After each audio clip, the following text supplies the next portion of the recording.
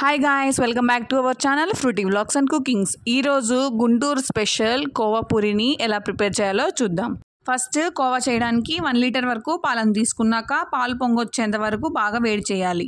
పొంగొచ్చాక పాలను మధ్యలో కలుపుకుంటూ పాల మీగడను కూడా అలాగే చుట్టూ ఉన్న మీగడను పాలలోకి అనుకుంటూ బాగా మరిగించాలి. ఇలా పాలు సగం వచ్చేంత వరకు బాగా మరిగించాక 1/2 కప్ వరకు షుగర్ వేసుకోవాలి. హై ఫ్లేమ్లో ఇలా కలుపుకుంటూ బాగా మరిగించుకోవాలి. నిమ్మకాయని 4-5 చుక్కల వరకు బాగా పిండుకొని వాటర్ ఇంకిపోయేంత వరకు మనము ఈ పాలని బాగా మరిగించుకోవాలి.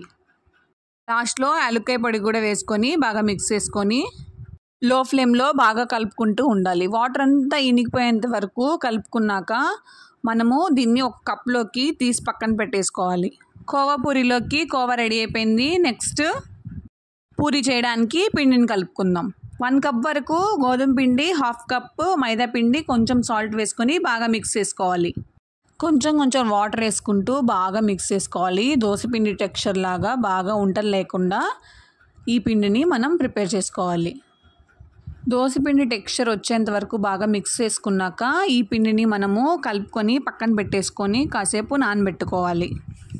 ఈలోపు మనము చక్కెర పాకాన్ని ప్రిపేర్ చేసుకుందాం. ఫస్ట్ స్టవ్ ఆన్ చేసుకొని గిన్నె పెట్టుకొని 1 కప్ దాకా వాటర్, అదే కప్పుతో షుగర్ కూడా తీసుకొని చక్కెర పాకం బాగా మరిగేంత వరకు కలుపుకుంటూ ఉండాలి. బాగా మరిగిన తర్వాత కొంచెం యాలక్కాయ పొడి కూడా వేసుకొని నీట్గా మిక్స్ చేసుకోవాలి.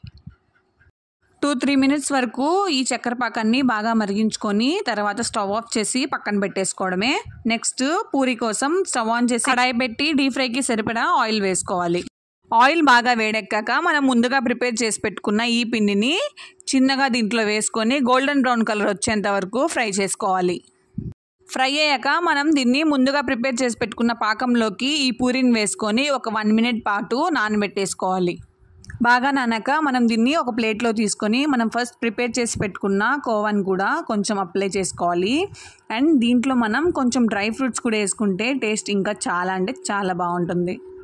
నెక్స్ట్ దీన్ని మనం ఒక సైడ్కి క్లోజ్ చేసి పెట్టేసుకుంటే కోవా పూరి రెడీ అయిపోతుంది. చూస్తుంటే నోరూరిపోతుంది కదా. ఈ రెసిపీని మీరు తప్పకుండా ట్రై చేసి ఎలా ఉందో కామెంట్ చేయడం మాత్రం మర్చిపోకండి. Thank you for watching.